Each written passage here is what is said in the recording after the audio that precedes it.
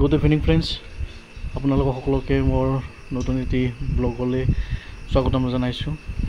মোৰ ভিডিঅ'বোৰ কেনেকুৱা পালে লাইক কৰিব, কমেণ্ট কৰিব আৰু শ্বেয়াৰ কৰিবলৈ নাপাহৰিব, লগতে ছাবস্ক্ৰাইব কৰি দিওঁ।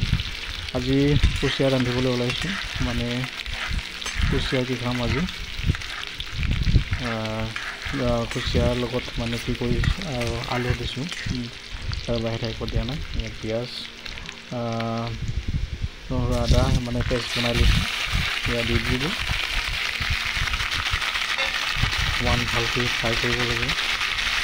মানে কুচিয়া আমি সচৰাচৰ মানে কি জোল খাওঁ, আমি গাঁৱলীয়া ডাল বুলি কয়, মানে পিঁয়াজ জ্বালাকৈ এনেকুৱা। কিন্তু আজি গ্ৰেভি টাইপকৈ বনাম। ধুনীয়া ফ্ৰাই হোৱাৰ পিছত অকণমান পানী দি পেলাই সিজাই পেলাই গ্ৰেভি টাইপ বনাম। আপোনালোকে কেনেকৈ খাই কুচিয়া ঘৰত জনাবচোন।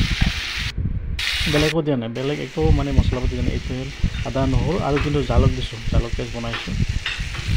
খাই কেনেকুৱা লাগে চাওঁ, আপোনালোকেও কেনেকুৱা খাই মানে কমেণ্ট কৰিবচোন। প্ৰায় শুকাইছে পানীখিনি আৰু শুকাব লাগিব।